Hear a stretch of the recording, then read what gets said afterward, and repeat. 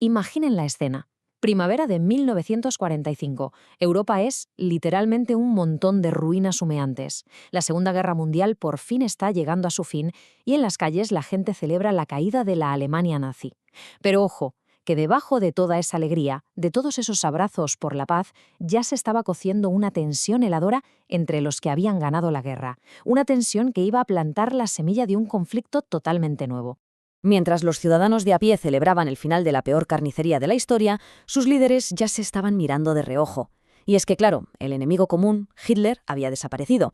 Y ahora, todas esas diferencias ideológicas que se habían guardado en un cajón durante la guerra, de repente, volvían a salir con más fuerza que nunca. Así que la pregunta del millón era, ¿qué iba a mantener unidos a los aliados ahora que ya no estaba Hitler? Pues la respuesta, como se vio enseguida, fue muy simple y muy clara. Absolutamente nada. Y es que esta desconfianza por parte de los soviéticos no era algo nuevo, ¿eh? Como vemos en esta cita de Stalin de mucho antes de la guerra, para ellos el conflicto con el capitalismo era sencillamente inevitable. Era parte de su ADN ideológico. A ver, para entender a la Unión Soviética hay que entender esto.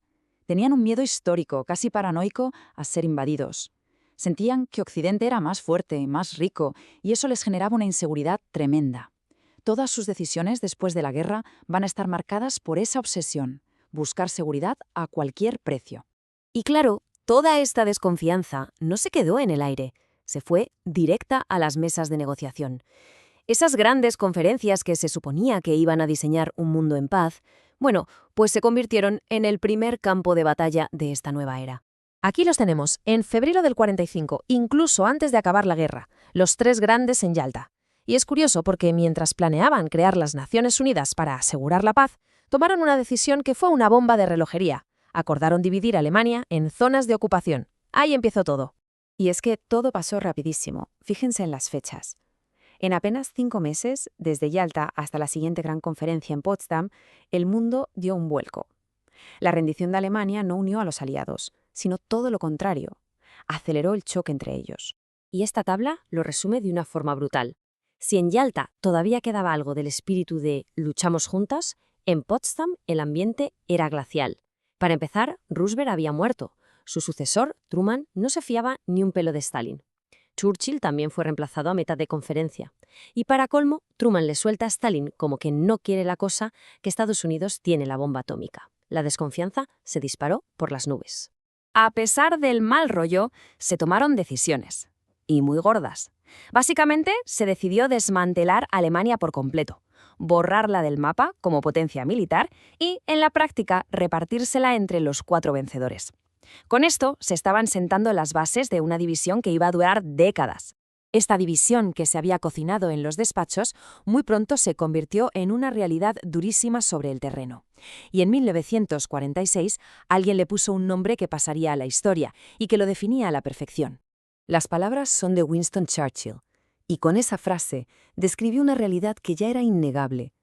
Europa no estaba simplemente reorganizándose, estaba partida en dos, separada por una barrera que no era solo física, sino sobre todo ideológica, el telón de acero.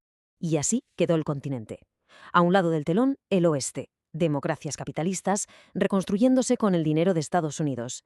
Al otro lado, el este, dictaduras comunistas controladas con puño de hierro desde Moscú. 2 mundos totalmente incompatibles, viviendo espalda contra espalda.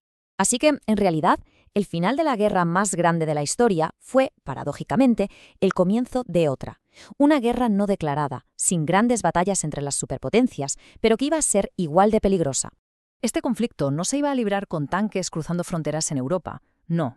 Se iba a luchar con dinero, con propaganda, con espías, con políticas. Y esas políticas no tardaron en hacerse oficiales. En 1947, el presidente Truman lanza la que será la hoja de ruta de Estados Unidos para las siguientes décadas, la doctrina Truman. En resumen, era una promesa. Estados Unidos intervendría para contener el avance del comunismo en cualquier rincón del planeta. Y Truman fue muy listo. No lo planteó como una lucha de poder entre países, sino como una batalla moral. Le dijo al mundo, miren, aquí solo hay 2 formas de vida. Una se basa en la libertad y la otra en la opresión. Elijan. Era, en toda regla, una declaración de guerra ideológica.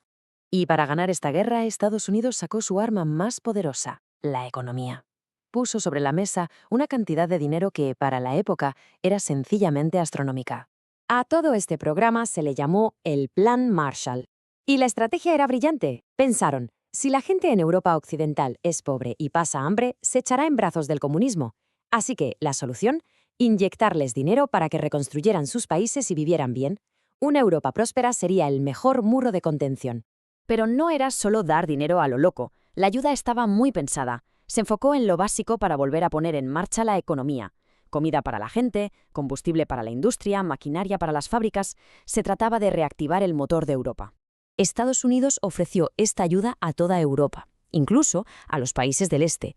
Pero, ¿qué pasó? Pues que Stalin lo vio como un caballo de Troya capitalista para quitarle influencia y obligó a todos sus países satélite a rechazar el dinero.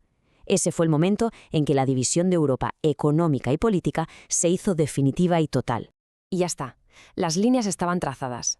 El mundo entraba en un periodo de casi 50 años que no estaría definido por una guerra caliente con ejércitos enfrentados, sino por una tensión constante, una carrera de armamentos de locura y, sobre todo, el miedo permanente a la aniquilación nuclear. La Guerra Fría había empezado. Y así, en solo 2 años, la euforia por haber ganado la guerra se convirtió en miedo. El mundo que había luchado unido para derrotar a Hitler ahora estaba partido en 2 bloques irreconciliables. Y la pregunta que quedó flotando en el aire durante décadas fue, ¿qué haría falta para que el mundo volviera a ser uno?